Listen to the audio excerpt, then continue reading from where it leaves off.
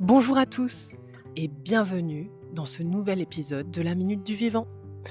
Un mercredi sur deux, on se retrouve pour un épisode entièrement consacré à la nature, avec des connaissances et une activité pédagogique. Dans chaque description d'épisode, tu trouveras un lien cliquable avec une fiche qui reprend les connaissances et qui te guide pour chaque atelier. Et maintenant, place à l'épisode! Aujourd'hui, on parle d'un animal qu'on croit connaître parce qu'on le trouve joli. C'est le papillon. On le voit passer dans le jardin, au bord d'un chemin, près d'une fleur, et souvent, on se dit juste «Oh, regarde un papillon!» et puis il s'envole. Mais aujourd'hui, j'ai envie qu'on le regarde autrement. Pas comme une petite décoration volante, comme un être vivant, absolument incroyable. Parce qu'un papillon, ce n'est pas juste beau, c'est un ancien petit animal rampant, devenu léger, coloré, fragile et aérien. Une chenille qui a changé de monde. Avant, elle vivait au ras des feuilles. Après, elle traverse l'air. Et déjà, rien que ça, c'est fou. Le détail incroyable, c'est que le papillon boit avec une paille. Quand un papillon vient sur une fleur, il ne mord pas la fleur. Il déroule une sorte de longue trompe très fine, un peu comme une paille.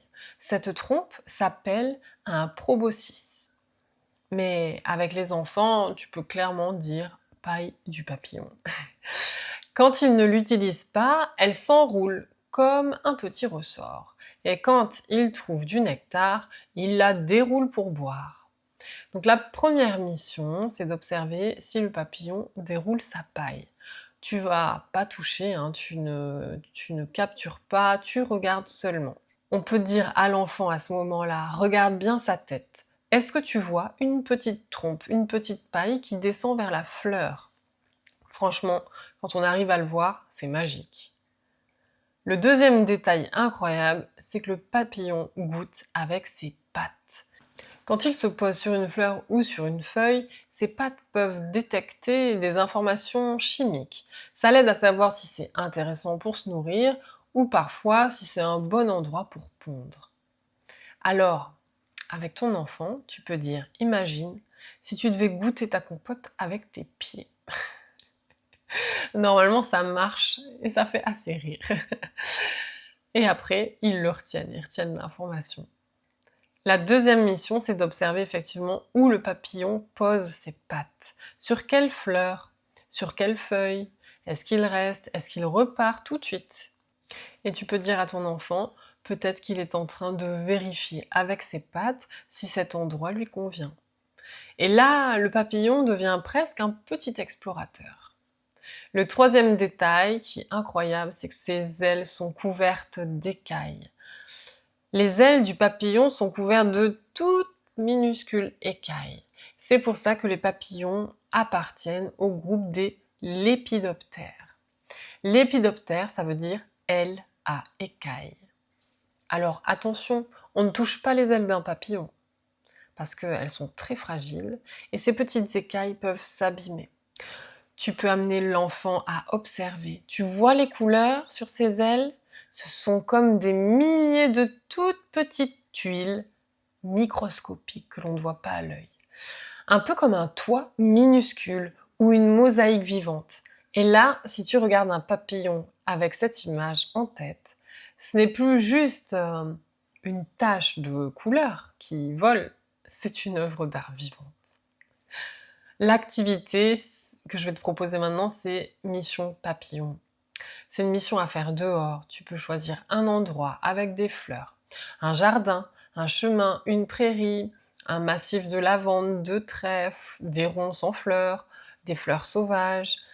Et tu peux amener ton enfant à dire aujourd'hui, on ne chasse pas les papillons, on les observe comme les naturalistes. Le mot naturaliste, c'est joli. Ça veut dire que c'est quelqu'un qui observe la nature. La première étape, c'est que l'on reste immobile. Pendant 1 minute, on ne bouge presque plus. Parce que si on court derrière un papillon, devine quoi? il part. Le papillon, lui, il n'a pas signé une poursuite policière dans le jardin. Donc on se calme, on s'accroupit et on attend. C'est ça la nature parfois, ça demande de la patience. La deuxième étape, on choisit un papillon. Quand un papillon arrive, on essaie de suivre son trajet avec les yeux. Et on peut se poser la question suivante. Est-ce qu'il vole droit ou est-ce qu'il zigzague? Souvent, les papillons, ils ont un vol qui est assez irrégulier, comme une petite feuille qui aurait décidé de vivre sa vie au gré du vent. La troisième étape, on observe son arrêt. S'il se pose, on regarde sur quelle fleur il va se poser, est-ce qu'il ouvre ou ferme ses ailes, est-ce qu'il y reste longtemps à cet endroit, est-ce qu'il déroule sa petite paille pour boire du nectar, et surtout où il pose ses pattes. On peut se demander, à ton avis, qu'est-ce qu'il cherche? Est-ce qu'il cherche du nectar? Est-ce qu'il cherche un endroit, par exemple, pour se reposer? Est-ce qu'il cherche une plante pour pondre? La quatrième étape, c'est le défi. Dessine son chemin. Après l'observation, l'enfant peut dessiner le chemin du papillon. Pas besoin que ce soit beau, hein, on ne demande pas une œuvre d'art. Juste une fleur ici, une fleur là, un zigzag, un arrêt, un envol.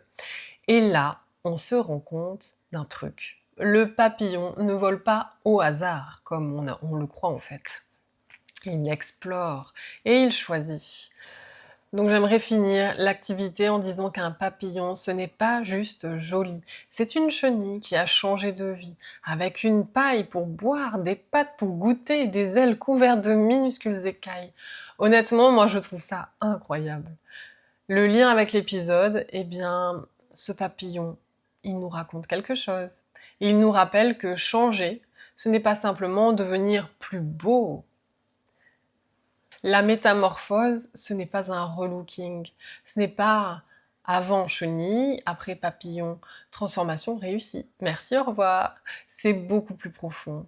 C'est un être vivant qui traverse plusieurs formes, plusieurs façons de se déplacer, plusieurs façons de se nourrir, plusieurs façons d'habiter son monde. Et pourtant, c'est la même vie qui continue. Alors peut-être que nous aussi, quand la vie nous transforme, on ne devient pas quelqu'un d'autre. Peut-être qu'on découvre une nouvelle manière d'être au monde. Plus lente à certains moments, plus légère à d'autres, plus fragile parfois, plus libre sûrement. Le défi de la semaine, cette semaine, si tu vois un papillon, ne te dis pas seulement « Ouah, il est beau !» Arrête-toi 2 minutes et demande-toi comment est-ce qu'il vit lui? Qu'est-ce qu'il cherche? Comment est-ce qu'il goûte le monde? Si tu fais l'activité en famille ou seul avec ton enfant, demande-lui si tu étais un papillon aujourd'hui, tu aurais envie de te poser où? Parfois, leurs réponses sont juste magnifiques. Si cette minute du vivant t'a plu, dis-moi en commentaire, as-tu déjà observé la trompe d'un papillon? Et si tu fais cette mission papillon en famille, reviens me raconter ce que vous avez pu observer. J'adore lire vos petites découvertes du vivant. Si cette minute du vivant t'a plu, pense à t'abonner à la parenthèse vivante, à la partager à une famille autour de toi. Ça aide énormément le podcast à grandir et ça permet à d'autres parents de découvrir ces petites expériences nature, toutes simples, qui créent du lien avec les enfants. À très bientôt pour une nouvelle parenthèse vivante. Je te souhaite une belle journée. Ciao, ciao!